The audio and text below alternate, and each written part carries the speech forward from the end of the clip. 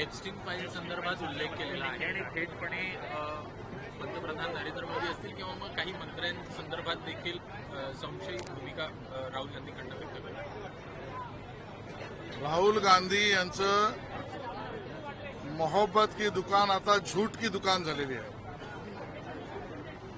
मोहब्बत की दुकान या नावाने राहुल गांधीजी राजकारण करतायत, करू पाहतायत, पण त्यांच्या दुकानाची दरवाजे उघडल्यावर त्यामध्ये नफरत, अराजकता, दंगा आणि भारत विरोधी प्रचार हेच सामान त्या ठिकाणी दिसतंय.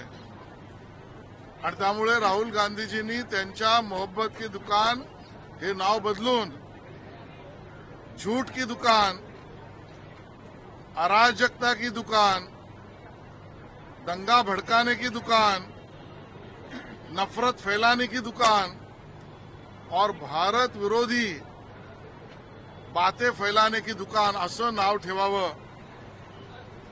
त्यांनी हे लक्षात घेतलं पाहिजे, त्यांच्या पक्षाने लक्षात घेतलं पाहिजे. रोज उठून खोटं बोल आणि तोंडावर पड, रोज काहीतरी गोष्टी एक्झॅगरेटेड वाढवून चढवून सांग आणि वितुष्ट आणि विषमता आणि विघटनवाद पसरवा आणि स्वतःच तोंडावर आपटून घ्या. हा प्रकार राहुल गांधीजी करतायत. त्यांनी ज्या पद्धतीचा उल्लेख, ज्या फाईलचा आमच्या सरकारवर किंवा प्रधानमंत्र्यावर करण्याचा प्रयत्न केला, याचा अर्थ ते सूर्यावर थुंकण्याचा प्रकार आहे. आणि जो सूर्यावर थुंकतो, थुकी त्याच्याच तोंडावर उडते. आणि म्हणून स्वतःचा पक्ष, त्याच्या अंतर्गत असलेली परिवाराची राजीव गांधी फाउंडेशन हे चीनकडून फंडिंग घेणार आणि भारतीय जनता पक्षाला किंवा मोदी सरकारला देशभक्तीचे भाषण देणार, असा अनाकलनीय प्रकार राहुल गांधीजींनी करू नये. त्यांनी नवीन दुकान, झूठ की दुकान सुरू करावं. एवढं खोटं ते बोलतायत, किंबहुना एखाद्या व्यक्तीला त्याच्या कार्यकर्तृत्वामुळे त्याच्या नावाच्या अगोदर एखादी उपाधी मिळते, तर रोज खोटं बोलण्यामुळे मला असं वाटतं की आता वेळ आली आहे राहुल गांधी यांना उपाधी देण्याची. ती म्हणजे खोटे राहुल गांधी. ही उपाधी खोटे त्यांना आता आपण देऊया, असंच चित्र त्या ठिकाणी आहे.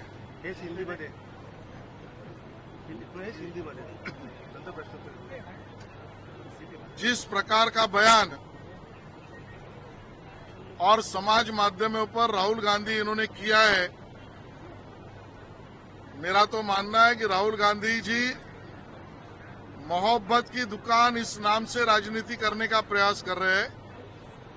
सही मायने में तो अभी उन्होंने अपने राजनीतिक दुकान का नाम मोहब्बत की दुकान छोड़कर झूठ की दुकान ऐसा करना चाहिए.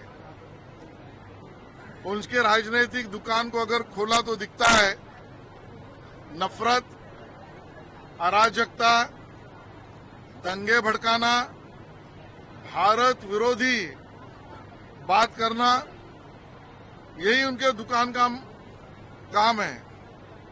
और इसके लिए राहुल गांधी जी, अब आपकी राजनीतिक दुकान का नाम नफरत की दुकान रखिए. आपके दुकान का नाम दंगा भड़काने वाली दुकान रखिए. आपके दुकान का नाम अराजकता भड़काने वाली दुकान रखिए.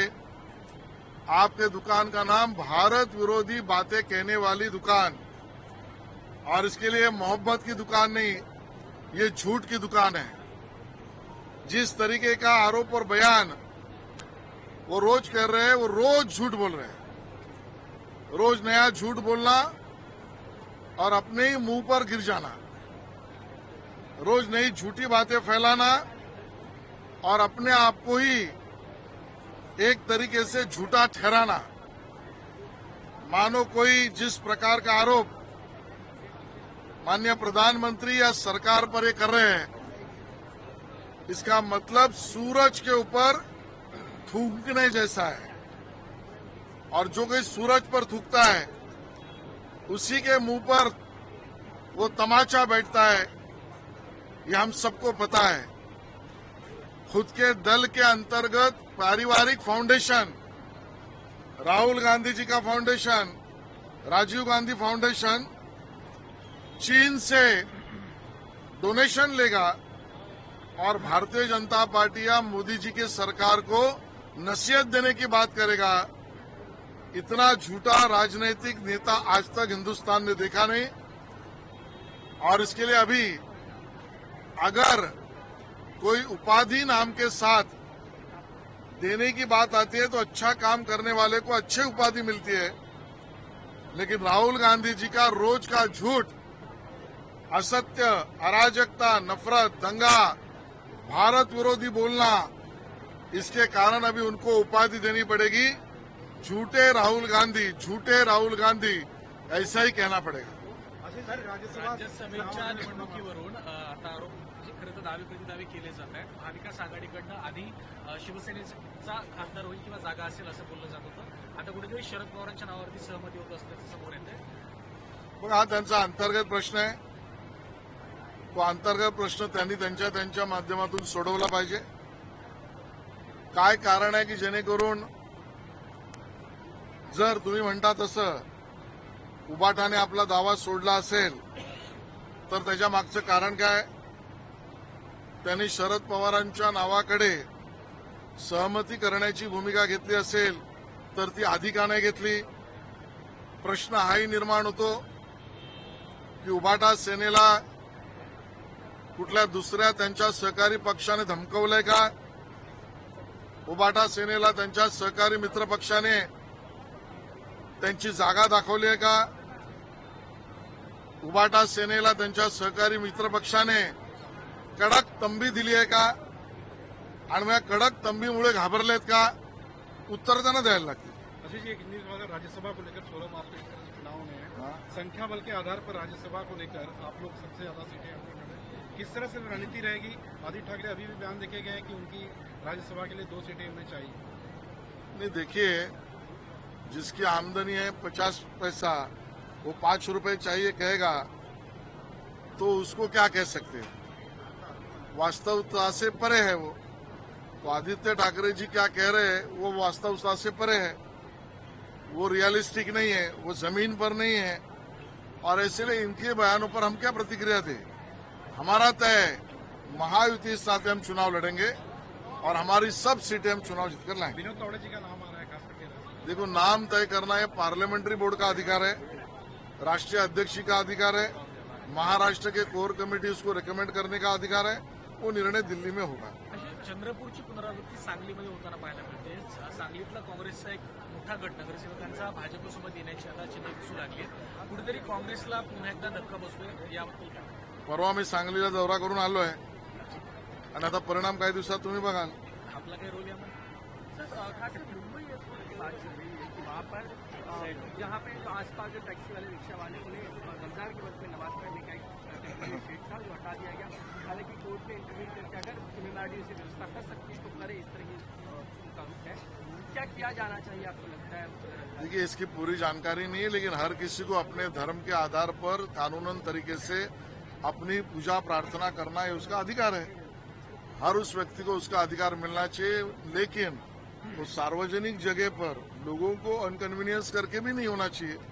और इसमें अगर कोर्ट ने अगर आदेश दिए हैं तो सरकार कोर्ट के आदेश का पालन करेगी. सर, एक रिपोर्ट आ रही है कि बांग्लादेशी बड़े पैमाने पे यहाँ पे आए, उन्हें फिर से किया काम भी पुलिस करते, लेकिन फिर से वो वापस आ रहे हैं. इस तरह के डेटा सामने आ रहा है तो गंभीर मामला है. विपक्ष जो यही कह रहा है कि केंद्र में तो आपकी सरकार है, बॉर्डर आपके पास है, फिर भी वो क्यों आ रहे हैं? भाई, हम तो हमारा काम करेंगे, लेकिन विपक्ष को कहना है आप बांग्लादेशियों को छुपाने का काम तो नहीं न कर रहे. ये काम हर भारतवासी का है. केंद्र की सरकार, सब एजेंसीज ये तो काम करेगी, लेकिन मन में डर है जिस तरीके से बांग्लादेशी घुसखोर इनको निकालने के लिए हम काम कर रहे हैं, तब सहायता के लिए विपक्ष के लोग क्यों नहीं आ रहे हैं? ये दल जो हमारे को सवाल उठा रहे हैं वो बांग्लादेशियों को पकड़ने के लिए या उनके ऊपर कार्रवाई के समर्थन के लिए आगे क्यों नहीं आ रहे? तो सवाल उनके ऊपर है हमारा कि आप छुप क्यों रहे हो? मालेगांव जाते तो वहाँ के लोग उनको कट्टर तौर पर विरोध करते हैं, जैसे कि इसी बात को लेकर क्यों विरोध करना चाहिए? हमारा कहना यही है, बोगस अगर बर्थ सर्टिफिकेट और डेथ सर्टिफिकेट बनते हैं तो ये गुनाह नहीं है क्या? किरीट सोमैया कर रहे हो काम सही है। अगर बांग्लादेशियों को ढूंढना और उसके लिए अभियान चलाना, इसका समर्थन अगर किरीट सोमैया कर रहे हो तो देशभक्ति का काम कर रहे हो। और ऐसे काम का विरोध करना, ये कौन सी देशभक्ति है? क्या हम इसको देशभक्ति विरोधी कहे? आप ऐसी स्थिति क्यों ला रहे हो? विरोधी दल को हमारा सवाल है। सर, मराठा आरक्षण प्रश्नाच्या संदर्भामध्ये 6 महिन्यांपूर्वी जरांगेंचं आंदोलन झालं, आश्वासन दिलं गेलं, हैदराबाद गॅझेट लागू करू हे देखील सांगितलं गेलं. मात्र 20 फेब्रुवारी रोजी आत्ताच काही दिवसांपूर्वी राज्य सरकारनं एक उत्तर दिलंय की या संदर्भातला कुठलाही मार्ग निश्चित न केल्यामुळे प्रमाणपत्रांचं वाटप अद्याप रखडलेलं आहे. संपूर्ण माहिती घेऊन याच्यावर बोलू. बांगलादेशी मोठ्या प्रमाणात संपलेला आहे. परदेशी महापौरांनी असेल किंवा बांगलादेशी नागरिक असतील, यांचे विजा संपले आहेत आणि जवळपास 250 लोक हे अजूनही राहत आहेत आपल्या इकडे. त्यांचा खर्च हा शासन उचलतो आहे. मोठ्या प्रमाणात शासनावर त्याचा अधिभार येताना दिसतो आहे. याकडे कशा प्रकारे बघताय? आमची भूमिका स्पष्ट आहे. चुन चुन के जो कोणी या देशामध्ये अवैध पद्धतीने घुसला त्याला शोधणार, त्याच्यावर कारवाई होणार, कायदेशीर प्रक्रियेने त्याच्यावर कारवाई करून त्याला डिपोर्ट केलं जाईल. यामध्ये कुठलीही तडजोड नाही. आणि या तडजोडीचं राजकारण जे विरोधी पक्ष करू पाहत आहे, या पद्धतीने काम करणारे अधिकारी, स्वयंसेवी संस्था, सामाजिक संघटना, राजकीय पक्ष आणि सरकार यांच्या निर्णयाला समर्थन देण्याऐवजी त्याच्यावरच प्रश्न जे उपस्थित करतायत, त्यांचा हेतू काय? त्यांच्या ओठात एक आणि पोटात एक आहे का? हा आमचा सवाल आहे. राहुल गांधीजी ज्या वेळेला प्रश्न विचारतात या सरकारला, आणि शेरे बब्बर म्हणून ज्यांनी अर्धनग्न होऊन आंदोलन केलं, भारताची साख जगातल्या प्रतिनिधींसमोर काढण्याची, त्या अर्धनग्न आंदोलनाला शेरे बब्बर म्हणणारा राहुल गांधींना सवाल आहे की या बांगलादेशी किंवा अन्य घुसखोरांना काढताना काम करणाऱ्या व्यवस्था आणि निर्णयाचा विरोध करणारी लोक तुमचे समर्थक काय आहेत? राहुल गांधीजी भारत सरकारला प्रश्न विचारतात, भारताबद्दल जगातल्या अन्य देशात जाऊन भारतातल्या अराजकते निर्माण करण्याबद्दलचं गुणगान करतात. हा कुठला राष्ट्रप्रेम आहे? याला राष्ट्रद्रोह म्हणायचं का? या गोष्टीचे उत्तर त्यांना द्यायला लागेल. आणि म्हणून या विषयात सुद्धा जे विरोध करतात आणि प्रश्न उपस्थित करतात त्यांचा हेतू काय त्यांनी सांगावं. सर, मालेगाव मधल्या लोकांबद्दल जे बेकायदेशीर जन्मदाखले दिले जातात त्याबद्दल सोमय्यांनी पुन्हा एकदा आरोप केलाय. 4,500 लोकांचे जन्मदाखले रद्द केलेले आहेत. त्याविरोधात अनेक जण कोर्टातही गेले, परंतु त्याच्या न्यायालयाने काही ऐकलं नाही, कारण ती गोष्ट मुळात चुकीची आहे. यामुळे कुठेतरी मालेगाव हे अतिरेक्यांचं केंद्र झालंय असा आरोप सोमय्यांनी केला. बघा, किरीट सोमय्या अभ्यास करून बोलतायत, ते त्याचा दाखला देत आहेत, त्याचे परिणाम गंभीर काय होतात, होऊ शकतात, होऊ घातलेत, त्याबद्दल लढतायत.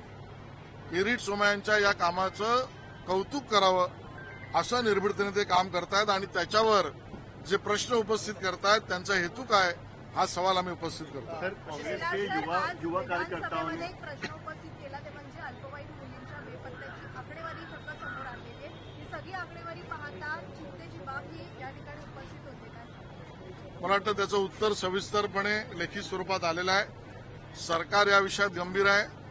सर्व माता भगिनी, सर्व नागरिक, सर्व भारतीय माणसाचं संरक्षण, महाराष्ट्रातल्या नागरिकाचं संरक्षण, त्यासाठी वाटेल ती किंमत द्यावी लागेल तरी सरकार महाराष्ट्राचं करेल. आणि त्यामध्ये जनतेला आश्वस्त करून जे कोणी गुन्हेगार असतील त्यांना शोधून त्यांना त्या ठिकाणी दंडित केलं जाईल. मुंबई महानगरपालिकेकडून आता चाळीमध्ये राहणारे नागरिक असतील किंवा इतर रस्त्यावर वाहने लावतात त्यांना मात्र आता भूर्दंड लावणार आहे. मला याची संपूर्ण माहिती नाही, पण ज्या पद्धतीने ट्रॅफिक कंजेशन, पार्किंगमध्ये आणि त्यामुळे नागरिकांना होणाऱ्या असुविधा, याच्यावर कधी ना कधी निर्णय करण्याची वेळ आली आहे. पण हा निर्णय नेमका काय आहे याची माहिती मला नाही. नवी मुंबईमध्ये नियम धाब्यावर बसून डान्स बार चक्क सुरू आहेत आणि ही बातमी लोकशाही मराठीनं दाखवली होती. त्याची आज दखल विधानसभेमध्ये देखील घेण्यात आली. नाही, डान्स बार या राज्यात चालूच शकत नाही. आपल्याला माहिती आहे की याबद्दलचा कायदा झाला. त्या कायद्यावर त्यावेळेला तत्कालीन गृहमंत्री R.R. पाटील यांनी सर्व सभागृहाने त्याला संमती दिली. तो काही लोकांनी न्यायालयामध्ये त्याला आक्षेप घेतला, दावा दाखल केला, त्यानंतर कायद्यात बदल करावा लागला, बदललेल्या कायद्याला पुन्हा आक्षेप आणि दावा झाला, त्यानंतर पुन्हा या मंडळींनी आता डान्स बार नाही तर ऑर्केस्ट्रा बार या नावाने परवानग्या मागितल्या, त्याचे कडक नियम झाले, त्या नियमामधल्या सगळ्या गोष्टी माननीय मुख्यमंत्र्यांनी सभागृहासमोर मांडल्या, त्या बावजूदही या घटना होत आहेत, अशा तक्रारी येत आहेत. काही वर्तमानपत्रांनी, काही चॅनेल्सने तुमच्यासारख्या याच्या गोष्टी लक्षात आणल्या. माननीय मुख्यमंत्र्यांनी आता सांगितलं की नियमामध्ये बदल, आवश्यक अजून कडक नियम, आणि त्यामध्ये त्यांना परवानग्याच परत मिळू नये या दिशेने नियमातल्या बदलाच्या दृष्टीने आम्ही पुढे जातो. किरीट सोमय्यांनी एक वक्तव्य केलंय की मालेगाव हे अतिरेक्यांचं केंद्र झालेलं आहे बांगलादेशी आणि सर राहुल नवी गांधी मुंबईमध्ये ने जिस तरह आणखी से एक परिस्थिती दिसून येते ती म्हणजे ड्रग्जचं सेवन चक्क पोलीस स्टेशनच्या समोरच दोन तरुण करतानाचा व्हिडिओ समोर आलेला आहे. मात्र नवी मुंबईमध्ये चाललंय तरी का असा प्रश्न उपस्थित होतो. नाही, या पद्धतीने जो कोणी ड्रग्ज असेल, अंमली पदार्थ असेल, अन्य सगळ्या गोष्टी असतील, या सगळ्यावर कडक कारवाई करणं, त्याला जप्त करणं, त्यातल्या गुन्हेगार, त्याचे सप्लाय चेन, त्याचे पुरवठादार, त्याचे वाहक, याबद्दलचे जे कायदे आहेत त्या पद्धतीने कडक कारवाई होते. आणि या पद्धतीने जे प्रकार चालू आहेत, नवी मुंबई असो वा कुठे, या बाबतीत गृहमंत्री आणि माननीय आयुक्त कारवाई करतील. मी स्वतः त्या ठिकाणी त्यांच्याशी बोलू. सर राहुल गांधी ने जिस तरह से ट्वीट करके बब्बर शेर कहा है और अपने कार्यकर्ताओं को कहा है कि हम तुम्हारे साथ पूरी ताकत से खड़े हैं, उस पर क्या ये कौन से बब्बर शेर? भारत की साख दुनिया के सामने अपमानित करना, भारत में दुनिया भर के आए हुए गेस्ट, टेक्नोक्रेट, इनके सामने अर्धनग्न तरीके से आंदोलन करना, ये बब्बर शेर वाला प्रकार नहीं है, ये लोमड़ी वाला है. और इसके लिए भारत का अपमान करना, राहुल गांधी जी ऐसे लोगों को आप बब्बर शेर कह रहे हैं, आपका ये मानसिक दिवालियापन दिखाता है. और इसके लिए दुनिया में अलग अलग देशों में जाकर भारत विरोधी बयान करना, भारत के विषय पर अफवाहें फैलाना, अराजकता, दंगा, भारत विरोधी बयान, इस प्रकार का सतत वक्तव्य करना, क्या ये राष्ट्र प्रेम है कि राष्ट्रद्रोह है? राहुल गांधी जी को सवाल है, राष्ट्रद्रोह है क्या? इसका उत्तर वो दे.